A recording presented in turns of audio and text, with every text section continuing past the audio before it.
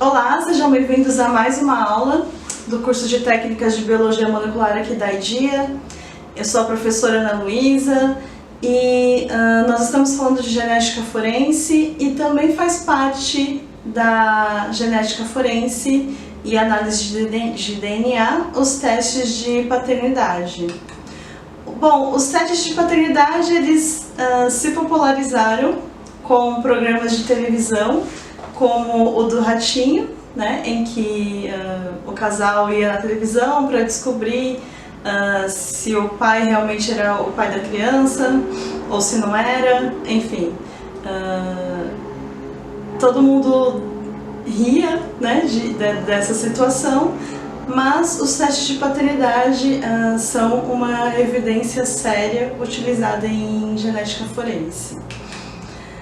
Então, todo mundo sabe que para cada gene, um indivíduo recebe um alelo do pai e o outro da mãe. Nós somos indivíduos diploides. E o teste de paternidade ele vai se basear nisso. Então, ele analisa o DNA da mãe, o DNA do pai, e do suposto pai, e o DNA do filho, e faz alguns tipos de comparação para poder verificar se realmente aquela criança, se aquela pessoa é pai daquela criança mesmo. Então, para que os testes de paternidade são utilizados?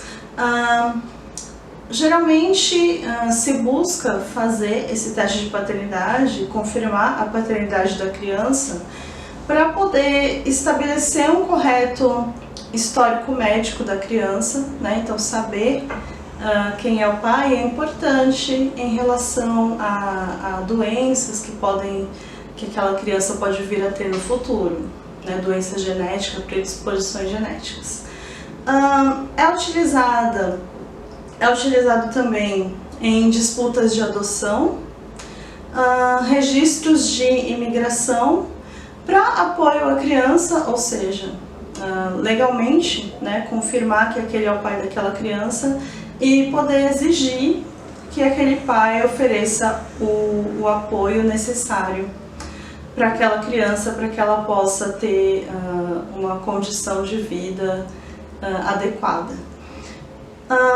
Também, né, o mais convencional é determinar o pai e a mãe biológicos daquela criança, né? Não necessariamente uma criança, né? Já pode ser um adulto, enfim, daquele indivíduo, daquela pessoa.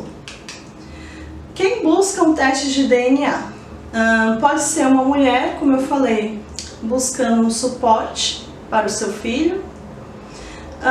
Pode ser um homem que esteja em uma disputa por custódia e ele quer comprovar que ele realmente é o pai, né, daquela pessoa. Pessoas adotadas podem buscar testes de DNA para comprovar que elas são filhas daquela pessoa, ou às vezes os pais também podem buscar o teste para comprovar que aquele é o filho deles. Para identificar parentes, para questões de direitos de herança, também para cidadanias e também para resolução de crimes, como nós já vimos, né, os testes de DNA também são utilizados. E como funciona? Primeiramente, é preciso coletar a amostra, né, geralmente utilizado um swab, e se coleta DNA da cavidade bucal, né, da bochecha, então faz um esfregaço e coleta o DNA da cavidade bucal, manda para o laboratório, né? Então você precisa coletar material de todos os indivíduos envolvidos, né? Os supostos pais, a mãe e o filho, envia ao laboratório.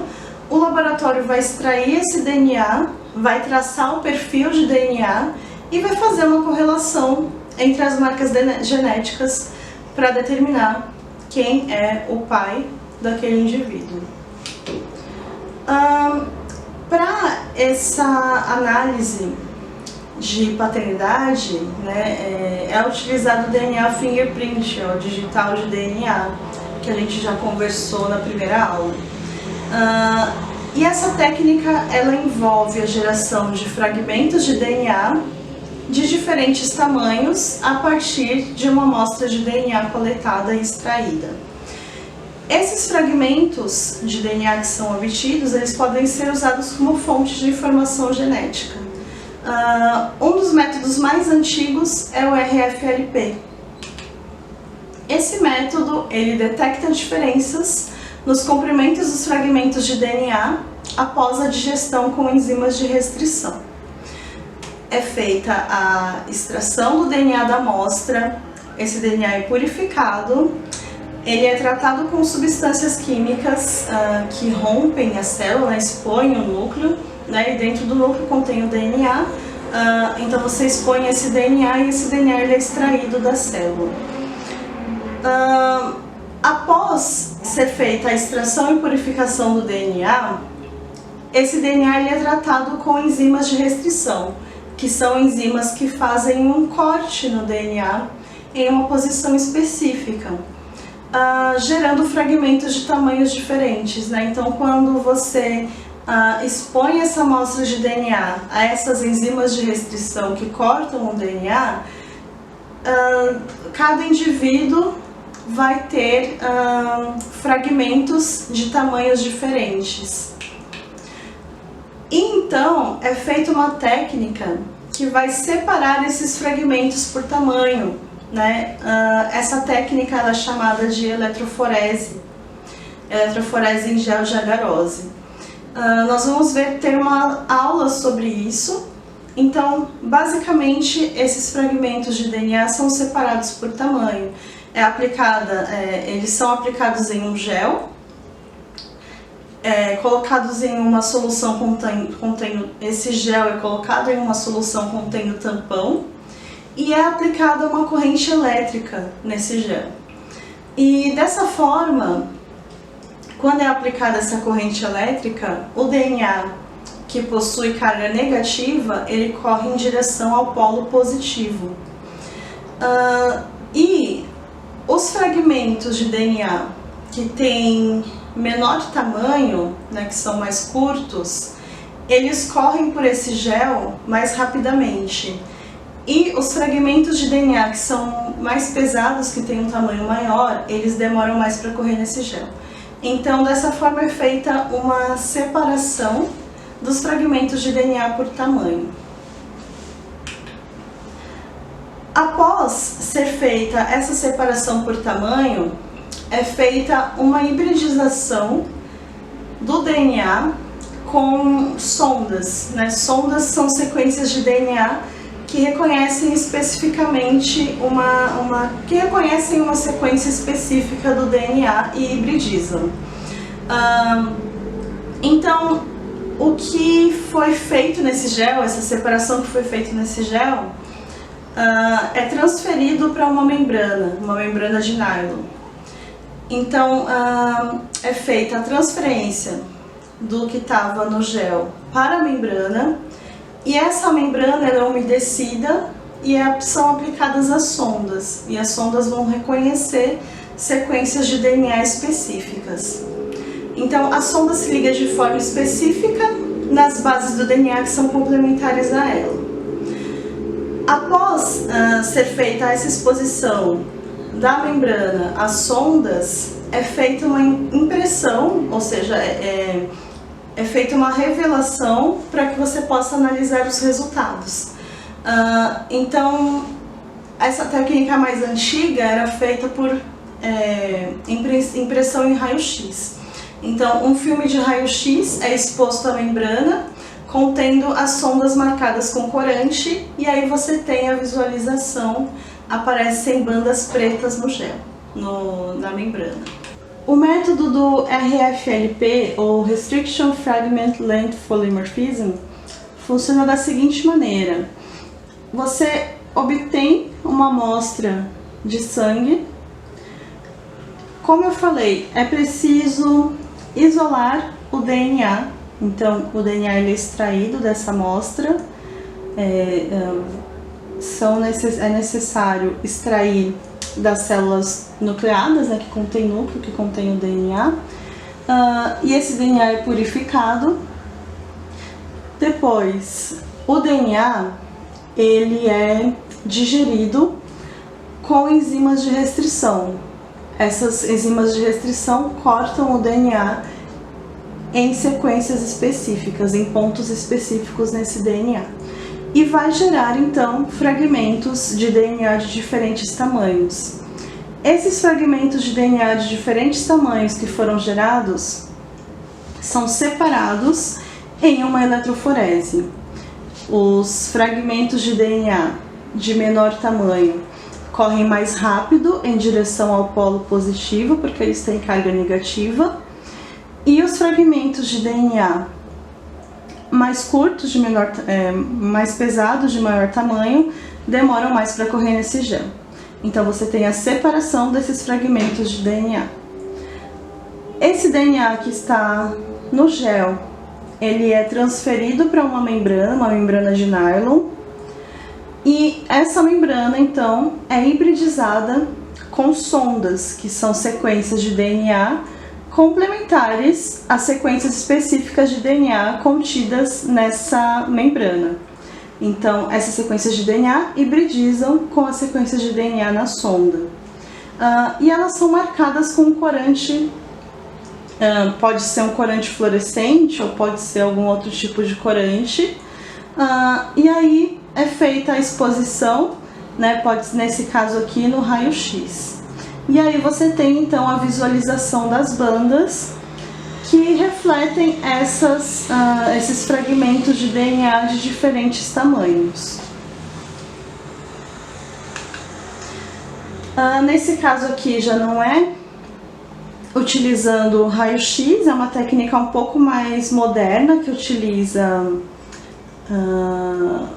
corantes fluorescentes. Então é igual, né? A diferença está na detecção. Então as amostras de DNA são cortadas com enzimas de restrição, produzindo fragmentos de diferentes tamanhos. É feita a eletroforese, separando esses fragmentos por tamanho. É feita a transferência, né, do gel para uma membrana. E essa membrana, aqui no caso de nitrocelulose, ela é hibridizada, é colocada para hibridizar com as sondas, que são marcadas com corante fluorescente. E depois é feita a detecção e a gente consegue visualizar essas bandas. E aí aqui nós temos a interpretação do teste de paternidade. Então a gente tem um caso aqui, claro que é muito simplificado, né? São verificadas apenas algumas marcas, geralmente são dezenas, centenas de marcas que são visualizadas, mas basicamente você tem que comparar os fragmentos que são encontrados na mãe, aqui que está no M, o CH é a criança, né, que está no inglês, child, e aqui a gente tem 3 possíveis pais para essa criança. Então a gente vai contar quantas marcas existem em comum, né, entre a criança e os possíveis pais. E aquele pai que tiver uma maior correspondência com as marcas encontradas na criança, ele é o pai da criança, né? Então, o que tiver mais marcas iguais às que são encontradas na criança. Então, aqui a gente não tem correspondência, né? Esse fragmento, essa criança recebeu da mãe. Esse fragmento, né, a gente está olhando aqui para a criança. Ele tem correspondência tanto com o suposto pai 1 quanto com o suposto pai 2, né, o segundo fragmento que a gente está analisando. O terceiro, ele recebeu da mãe, então a gente vê que tem correspondência com o da mãe. Né, como eu falei, para cada alelo você recebe um do pai e um da mãe, né? Então, se ele não tem nenhuma correspondência do pai, então é porque ele recebeu esse alelo da mãe. Aqui, novamente, essa marca, esse fragmento, ele não recebeu da mãe e a correspondência se dá com o pai, suposto pai 1 ou 3. Para essa outra marca, ele recebeu da mãe. E aqui, nessa última que a gente vai analisar, ele tem a correspondência com o suposto pai 1 e o suposto pai 3. Contando, né, as correspondências, nós podemos então afirmar que o suposto pai 1 é o pai da criança, porque ele tem 4 marcas que estão correspondendo, né, com os fragmentos encontrados na criança. E os outros pais têm menos marcas, menos fragmentos que correspondem com o da criança. Essa técnica de RFLP, ela ainda é utilizada, mas ela é um pouco trabalhosa. Você tem muitos passos envolvidos, acaba demorando bastante para você poder entregar o resultado. E surgiu então a técnica da PCR. Ela vem substituindo essa técnica de RFLP. A PCR, ela pode ser usada para fazer análise de microsatélites. Primeiro o DNA isolado da amostra. Você usa então primers que reconhecem aquela região do microsatélite, reconhecem especificamente aquela região, e utiliza fragmentos marcados com sondas fluorescentes. E aí você faz também essa etapa da eletroforese, separando os fragmentos gerados por tamanho, e é feita a análise. Então a técnica de PCR, ela acaba sendo mais prática, mais rápida, menos trabalhosa. Aqui nós temos então a técnica de PCR sendo utilizada na análise de DNA. É muito parecido com a técnica que a gente acabou de ver. O DNA ele precisa ser extraído dessa amostra.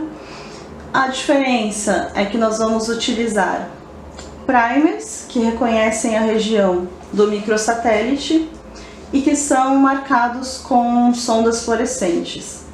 É feita a digestão utilizando enzimas de restrição, da mesma forma que nós acabamos de ver, que vai gerar então os fragmentos de DNA de diferentes tamanhos, que vão ser separados por eletroforese. E como é um método que utiliza fluorescência, a detecção vai ser utilizando um laser.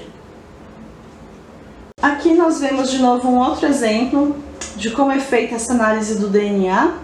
Nós temos um perfil de DNA que foi obtido de uma cena de um crime, e nós temos perfil de DNA de um suspeito 1 e do suspeito 2.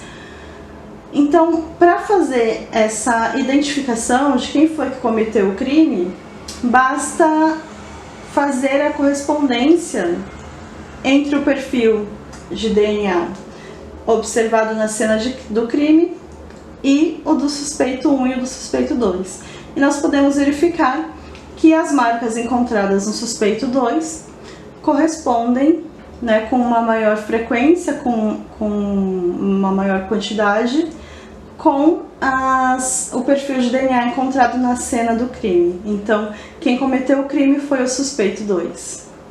Essa foi então a nossa aula sobre DNA, análise de DNA, sobre genética forense, falamos sobre paternidade, e nas próximas aulas nós iremos falar um pouco mais sobre as técnicas utilizadas em biologia molecular, como PCR, PCR em tempo real, sequenciamento, Western blot. Muito obrigada e até a próxima!